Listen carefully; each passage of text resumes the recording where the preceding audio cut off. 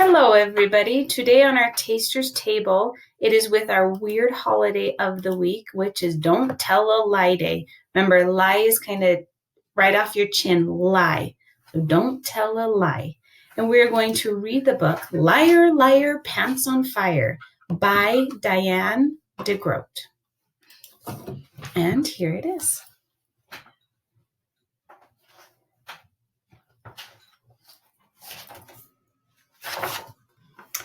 Gilbert was having a bad day. His class had been reading stories about famous people, and now Mrs. Bird wanted them to make up plays to show what they had learned. Gilbert didn't want to be in a play. He was sure he would get nervous and make a mistake. Even worse, Mrs. Bird stuck him in a group with Know-It-All Philip and Bossy Margaret. "Let's do a play about George Washington and the cherry tree," Philip suggested. "Okay," said Margaret, "I'll be George Washington." "I should be the president," Philip said, "because I'm the best student in the class." "I said it first," Margaret insisted. Gilbert just wanted to be the cherry tree, so he wouldn't have any lines. Mrs. Bird settled it by writing the parts on slips of paper and having them each pick one.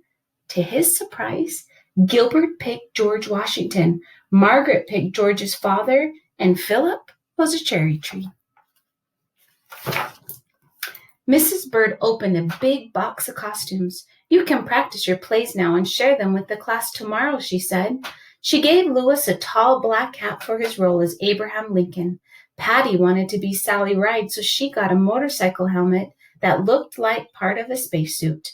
Mrs. Bird handed Gilbert a three-cornered hat. When Gilbert put it on, he felt better. Maybe he would be a good George Washington after all. During practice, Gilbert pretended to chop trees for firewood. Then he chopped at Philip's leg. Philip said, "Ow!" and then dropped to the floor. Margaret came up to Gilbert and said, "Oh no, my favorite little cherry tree has been chopped down. Tell me who has done this horrible thing." Gilbert held up his paper axe and said, Me? "That's not the way it is in the book," Philip said. "You're supposed to say, 'I cannot tell a lie. I cut down your cherry tree. I am sorry.'" Margaret added, "Then I say, 'Because you told the truth, I will not punish you.'" Philip sighed.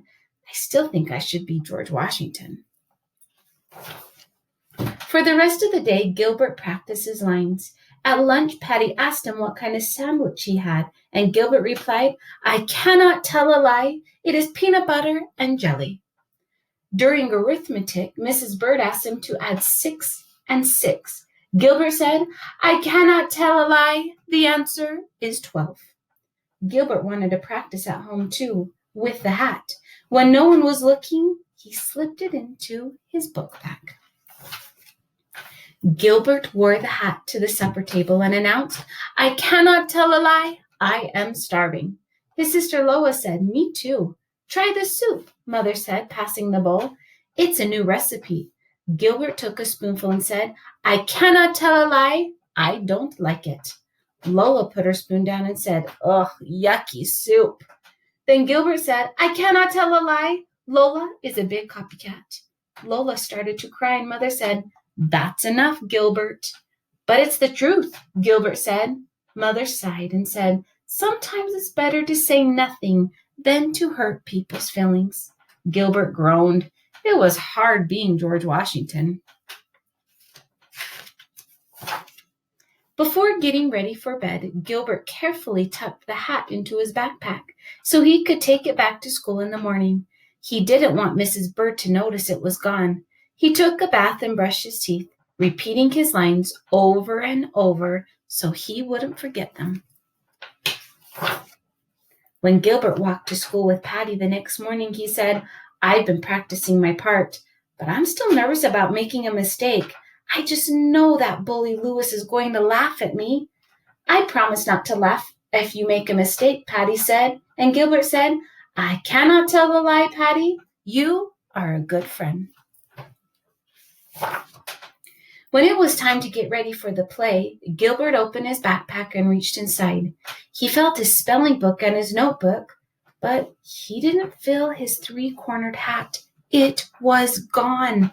Just then Margaret asked, "Where's your hat, Gilbert? It's not in the box." Gilbert quickly said, "I didn't take it."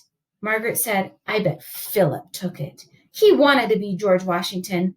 "Philip," Gilbert said, "if it wasn't in his backpack, someone must have taken it, and it must have been Philip." "But I didn't take it," Philip said. "Liar!" Margaret shouted. "Liar, liar, pants on fire," Gilbert said. Lewis heard him and asked, "What's on fire?" Frank said, "There's a fire." Patty ran to Mrs. Bird shouting, "The school's on fire!" Mrs. Bird said, "I didn't hear the fire alarm." "But that's what Frank said," Patty replied. "It must be true." "I heard it from Lewis," Frank said. "And I heard it from Gilbert," said Lewis. "He said something was on fire." Gilbert sighed. "All I said was, 'Liar, liar, pants on fire.'" And Philip shouted, "I did not take George Washington's hat." Mrs. Bird opened a shopping bag. "Here's the hat, Gilbert. Your mother just brought it in. You know, you weren't supposed to take it home." "Oops," Gilbert said, turning red. "I was going to bring it back." Margaret pointed her finger. "You lied about taking the hat, Gilbert.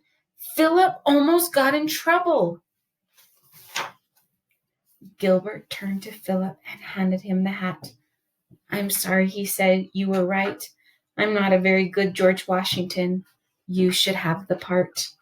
But Philip handed it back, saying, "It's okay, Gilbert. You said you were sorry, just like Washington." "My beard itches," Lewis complained. "Are we going to do our plays or not?" As each group did their play, Gilbert grew more and more nervous. When Patty the astronaut tripped over her space boots, Lewis and some of the other kids laughed. Gilbert didn't laugh. He knew he might mess up too. But when it was Gilbert's turn, he said his lines without a single mistake. And that's the truth.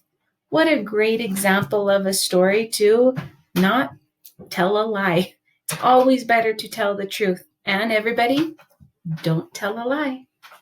Keep reading.